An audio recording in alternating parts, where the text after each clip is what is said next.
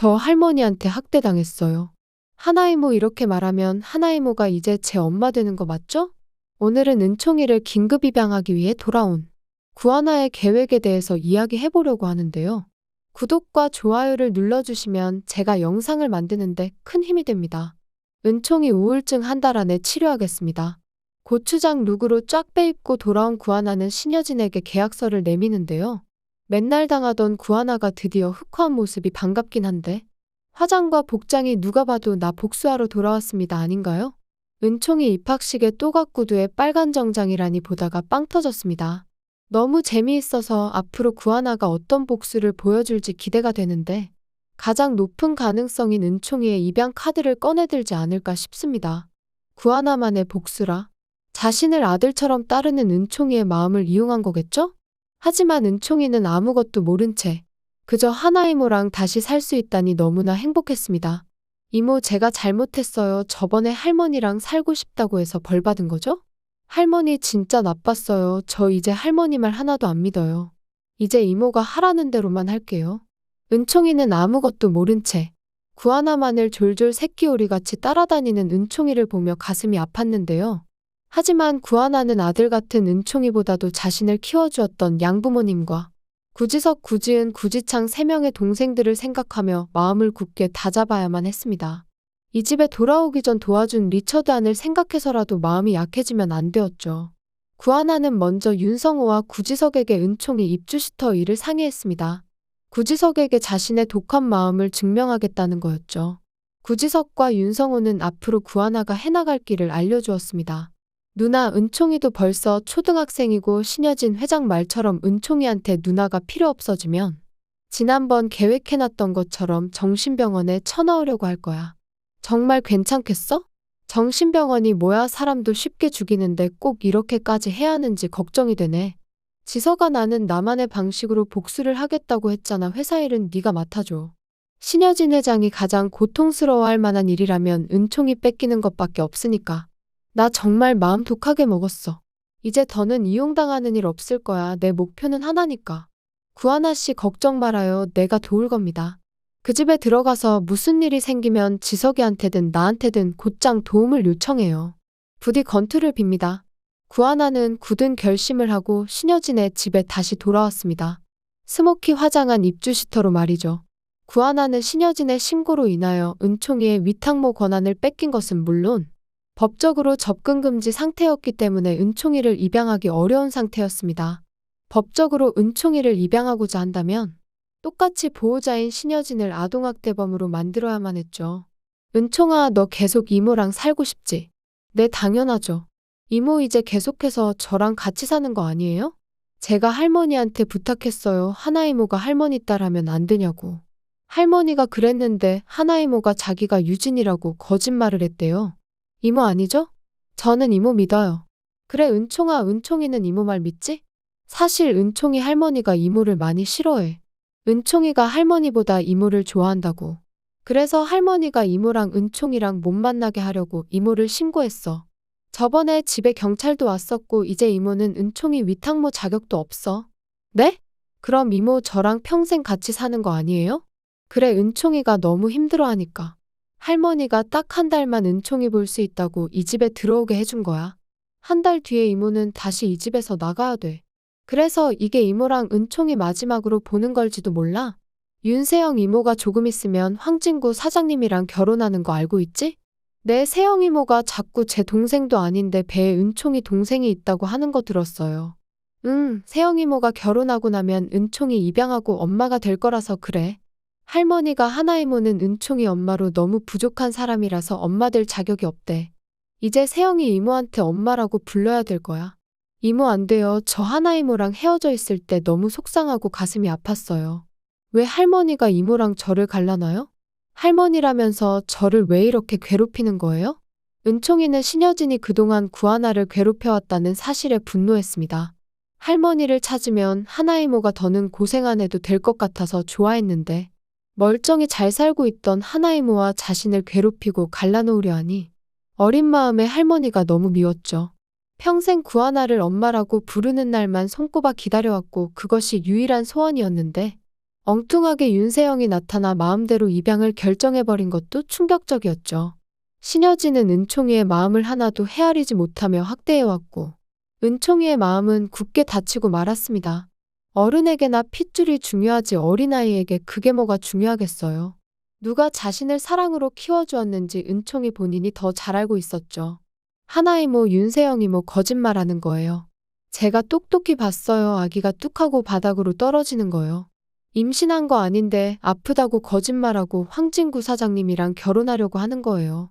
저는 윤세영 이모가 제 엄마 되는 거 싫어요. 지난번 은총이를 제대로 돌보지 못했다는 이유로 무릎을 꿇고 싹싹 빌던 윤세영과 최명진은 다시 무릎이 꿇렸습니다. 이게 무슨 소리야? 은총이가 세영이 네가 임신한 게 아니라는데? 조그만한 게 조용히 있어서 아무것도 모르는 줄 알았는데? 가짜 복대라는 걸 다 알고 있었을 줄이야? 최명지와 윤세영은 앞이 깜깜했습니다. 아니 있지도 않은 애를 핑계로 진구랑 결혼해서 은총이 입양하려고 한 거야? 지난번에 은총이 사라졌을 때 뭐라고 그랬어? 임산부 세영이 보살피느라 은총이 나가는 거 몰랐다며? 이것들이 어디서 그런 거짓말을 하고 있어? 정말 동서랑 세영이 너희에게 너무 실망이다. 내가 분명히 말했었지. 한 번만 더 실수하면 은총이 입양은 없던 일로 하겠다고. 어차피 임신도 가짜였으니 진구랑 결혼도 물 건너간 거고. 세영이 입양은 없던 일로 할 테니 그리하라. 구하나의 계획대로 윤세영은 결혼도 엎어지고 은총이의 입양도 무산되고 말았습니다. 하지만 이건 이제 복수의 시작일 뿐이었죠. 구하나는 조용히 뒤에서 은총이의 입양을 준비하고 있었습니다. 이 집의 실체를 낱낱이 까발려서 신여진에게 은총이를 키울 자격이 없음을 증명해야 하는 길이었죠. 이전에는 은총이의 보호자가 구하나로 되어 있어 은총이에게 일어나는 모든 일은 구하나의 책임이었습니다. 하지만 신여진이 구하나를 쫓아낸 그날부터 이제 은총이의 법적 보호자는 신여진으로 변경되었고 경찰에 들어가는 모든 신고는 신여진의 책임이 되었습니다. 이번에 은총이가 집을 나갔었던 것조차 나라에서는 신여진에게 아이를 제대로 돌보지 못한 책임을 물었죠. 은총이가 계속해서 우울증 상담을 받고 몇 번이나 의사가 구하나 이모와 만나게 하라며 권고를 했는데도 이를 따르지 않았었으니 신여진은 보호자로서 아주 빵점이었습니다. 하지만 신여진은 반성도 하지 않은 채 그저 구하나를 아주 괘씸해했는데요. 은총이가 워낙 구하나가 없으면 죽는 마냥꾼이 지켜보고는 있지만 할머니는 외면하고 하나 이모만 찾는 꼴이 보기가 싫었죠. 그리고 은총이가 이 모든 모습을 지켜보고 있다는 걸 신여진은 잊어버렸습니다. 할머니 왜 계속 하나 이모 괴롭혀요? 할머니가 내 할머니라는 게 너무 싫어요. 왜 하필이면 할머니가 이렇게 못된 사람인 거야? 둘 사이를 갈라놓으려던 구하나의 복수가 그대로 실행되는 순간이었습니다. 은총이는 신여진을 싫어하게 되었고 신여진은 너무나 이 상황이 분했죠. 은총이 우울증도 괜찮아진 것 같으니까 구하나 이제 치워버려야겠어. 정말 어떻게 이렇게 못될 수가 있는지. 진짜로 구하나를 정신병원에 보내버리려는 것이었습니다. 하지만 이쯤은 구하나도 예상하고 있었는데요. 은총아 이모가 갑자기 없어질 수도 있어. 할머니가 이모가 싫어서 정신병원에 보내버리겠다고 했었거든. 은총이 이모 없어져도 잘 있을 수 있지? 리처드안과 구지석은 구하나에게 당장 그 집에서 나오라고 위험하다고 경고를 했지만 구하나는 이를 거부했습니다. 내가 한 번은 정신병원에 입원해야 내가 원하는 복수를 할 수 있을 거라며 말이죠. 누나 왜 이렇게 말을 안 듣는 거야? 신 회장이 지금 누나 강제로 입원 수속을 준비해놨다고. 윤성호와 구지석의 얼굴에는 깊은 걱정의 그림자가 드리워졌는데요. 긴장감이 팽팽하게 감도는 공기 속에서 구하나를 향한 그들의 염려와 우려가 목소리에 묻어났습니다. 윤성호는 깊은 한숨을 내쉬며 머리를 양손으로 감싸주었습니다. 나랑 선생님이 누나를 구하기는 하겠지만 어느 병원으로 옮길지 모르는 상황이라 아마 시간이 좀 걸릴 거야. 꼭 그렇게 위험을 자초해야겠어? 누나가 다치면 어떻게 하냐고. 구지석의 진심 어린 걱정에도 불구하고 구하나의 눈빛은 변함이 없었습니다. 그녀가 느끼는 분노와 원망은 이미 오래전부터 가슴 깊숙이 자리 잡고 있었고 구하나는 흔들림 없는 목소리로 대답했습니다. 지석아, 네가 그동안 혼자 고생해왔던 거에 비하면 이건 아무것도 아니야. 정신병원? 10번도 아니 100번도 갇혀있을 수 있어. 그깟 병원에 갇히는 건 나한테 무서운 일이 아니야. 부모님 원수를 알고도 갚지 않는 게 나한테 제일 끔찍한 일이라고. 구하나의 단호한 목소리가 방 안에 울려 퍼졌고 그녀의 손은 단단히 주먹을 쥐고 있었습니다. 양부모님을 향한 깊은 사랑과 그들을 해친 자들에 대한 원한이 그녀의 모든 행동의 원동력이 되었습니다. 어떤 고난과 위험이 기다리고 있어도 물러서지 않겠다는 것 같았죠. 구지석과 윤성호는 이런 구하나의 굳은 결심을 말릴 수가 없었습니다. 두 사람의 가슴에는 무거운 부담감이 자리 잡았지만 구하나의 의지 앞에서 어떤 말도 소용없음을 깨달았습니다. 얼마간의 위험과 고통이 따를지라도 최종 목표를 위해서는 감수해야 할 희생이었습니다. 구하나는 순순히 신여진의 계획대로 납치되어 정신병원에 감금되었는데요. 병원 생활의 불편함과 외로움에도 불구하고 구하나의 의지는 조금도 흔들리지 않았습니다. 장비서는 이런 상황이 안타까웠지만 신 회장의 사람이니 어쩔 수 없었죠. 양심의 가책과 의무감 사이에서 갈등하는 장비서의 표정에는 복잡한 감정이 어려 있었습니다. 그는 조용히 구하나에게 다가와 주변을 살피며 속삭였습니다. 구하나 씨 이렇게까지 하게 돼서 굉장히 유감입니다. 제가 병원에 구하나 씨 편의를 봐달라고 말해놨어요. 아마 은총군이 구하나 씨 없어도 괜찮아질 쯤이면 회장님께 말씀드려서 꼭 병원에서 빼드리겠습니다. 장비서의 진심 어린 눈빛과 달리 구하나의 입가에는 희미한 조소가 맴돌았는데요. 오랜 세월 신여진의 충직한 부하로 살아온 장비서의 마음속에도 양심이 남아있음을 느낄 수 있었습니다. 하지만 구하나는 이런 장비서의 배려도 비웃을 뿐이었죠. 그녀의 머릿속에는 이미 다음 단계의 계획이 완벽하게 그려져 있었습니다. 병원의 높은 담장과 잠긴 문도 그녀의 의지를 가두기에는 역부족이었습니다. 구하나는 그저 계획대로 기다릴 뿐이었는데요. 흰 병원복을 입은 그녀의 모습은 평온해 보였지만 그 안에는 불꽃 같은 의지가 타오르고 있었습니다. 그리고 그날 학교에서 돌아온 은총이는 구하나가 사라지자 난리가 났죠. 은총이의 작은 얼굴이 공포와 분노로 일그러졌습니다. 할머니, 하나이모 어디에 갔어요? 외국 간 거 아니잖아요. 할머니가 하나이모 멀리 보낸 거죠. 은총이의 목소리에는 두려움과 의심이 뒤섞여 있었는데요. 작은 주먹을 꽉 쥐고 할머니를 바라보는 은총이의 눈에는 의심과 실망이 담겨 있었습니다. 은총이는 가출 뒤에 가지게 된 키즈폰으로 경찰서에 전화를 걸었습니다. 떨리는 손가락으로 번호를 누르고 작은 목소리로 말했는데요. 거기 경찰서죠? 저 아동학대 신고하고 싶어요. 할머니가 저를 괴롭혀요. 하나이모 좀 찾아주세요. 경찰 아저씨. 전화기 너머로 들려오는 어린 목소리에 경찰은 즉각 반응했습니다. 작은 용기를 내어 전화를 건 은총이의 눈가에는 눈물이 고여 있었죠. 엉엉 우는 은총이는 기어코 신여진 회장을 신고하고 말았습니다. 작은 어깨를 들썩이며 흐느끼는 은총이의 모습은 누구의 마음도 아프게 했는데요. 눈물방울이 볼을 타고 흘러내리며 바닥에 떨어졌고 작은 손으로 눈물을 닦아내는 모습이 안타까워 보였습니다. 경찰은 당장 출동해서 신여진과 은총이를 분리하였습니다. 단호한 표정의 경찰관들이 문을 두드렸고 은총이를 안전하게 보호하기 위한 조치를 취했습니다. 제복을 입은 경찰관들의 등장에 집안 분위기는 순식간에 긴장감으로 가득 찼죠. 아동학대 조사인이 보호자분은 접근할 수 없습니다. 단호한 목소리로 경찰은 신여진에게 통보했는데요. 그 말을 들은 신여진의 얼굴이 분노로 일그러졌습니다. 제가 은총이 할머니라고요?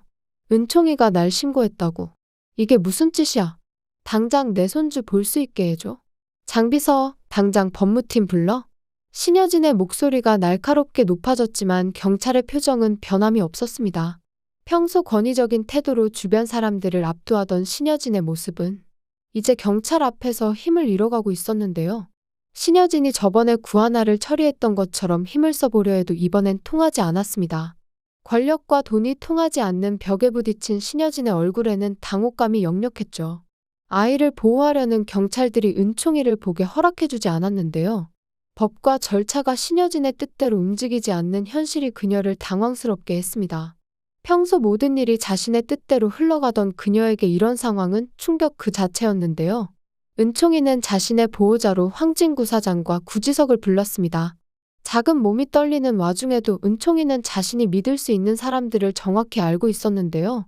어린 나이에도 불구하고 은총이의 판단력은 놀라웠죠. 황진구 사장님은 나와 하나이모를 도와줄 수 있을 거야. 지석이 삼촌 황진구 사장님 제발 하나이모 좀 찾아주세요.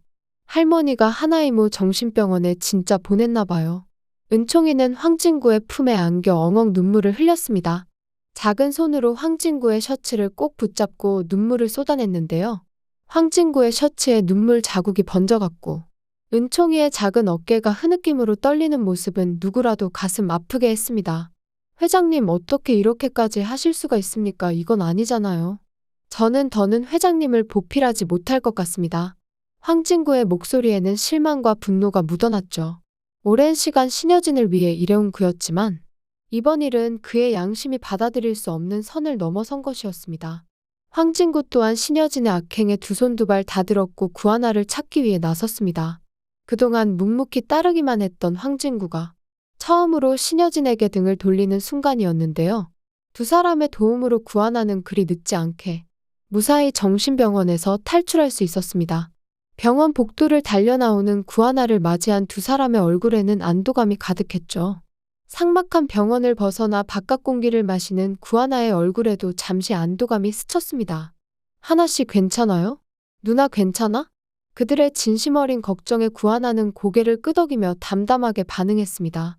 신여진을 아동학대범으로 만드는데 성공했지만 구하나는 웃을 수도 없었죠. 승리의 기쁨 대신 구하나의 가슴에는 무거운 죄책감이 자리 잡았습니다. 은총이가 정말 자신을 얼마나 사랑하는지 그리고 그걸 이용해야만 하기에 이 복수가 진행될수록 고통스러워지는 건 구하나였죠. 순수한 은총이의 마음을 이용해 복수의 도구로 삼는 것이 구하나의 양심을 무겁게 짓눌렀습니다. 갑자기 황진구가 자신도 구하나를 돕겠다며 나섰는데요. 하나씨가 원하는 거 제가 도와줄게요. 제발 이런 짓 하지 마세요. 정신병원에 들어갈 거 알고 있었다면서요. 대체 왜 이렇게까지 하는 거예요? 가짜 딸 때문에 자신까지 망쳐야 할 필요는 없잖아요. 다른 이유가 있는 거죠? 제발 제가 돕게 해주세요. 황진구의 눈빛에는 진심 어린 걱정과 구하나를 향한 특별한 감정이 섞여 있었습니다. 윤세영이 최 이사를 꼬드겨서 보안 서류를 빼돌린다는 계획은 신여진이 막아낼지도 모르겠고 예상외로 황진구가 신여진을 배신하고 혜성그룹의 기밀을 빼올 수도 있을 것 같습니다. 구하나의 양부모님이 기업사냥 피해자라는 사실은 황진구에게도 충격일 테니까요. 정신병원에 보내버렸던 구하나는 죽지도 않고 신여진의 집에 다시 돌아왔습니다. 당당한 발걸음으로 구하나는 신여진 앞에 섰는데요. 신여진 회장님 은총이 보호자 권한 빼앗기셨다면서요? 저를 정신병원에 보내버리면 쉽게 처리될 줄 아셨을 텐데 제가 돌아와서 어쩌죠? 한때 신여진의 말 한마디에 움츠러들던 구하나의 모습은 이제 찾아볼 수 없었습니다. 하지만 신여진은 이제 구하나와 싸울 정신도 없을 것 같은데요. 또 다른 문제가 신여진을 기다리고 있었기 때문이죠. 구하나가 집을 비운 사이 신여진의 침대에서 저주 부적이 발견되어 버린 거죠. 더 깊은 수렁에 빠진 신여진의 표정은 공포와 당혹감으로 일그러졌습니다. 최명지랑 윤세영 먼저 천벌을 받아 치워버리고 남은 이야기를 해야겠죠. 신데렐라 게임 고추장 옷에 이은 구하나의 다음 복수 분장은 또 어떨 것인지 기대를 해보면서 리뷰 마치겠습니다. 구독과 좋아요를 눌러주시면 제가 영상을 만드는데 큰 힘이 됩니다. 시청해주셔서 감사합니다.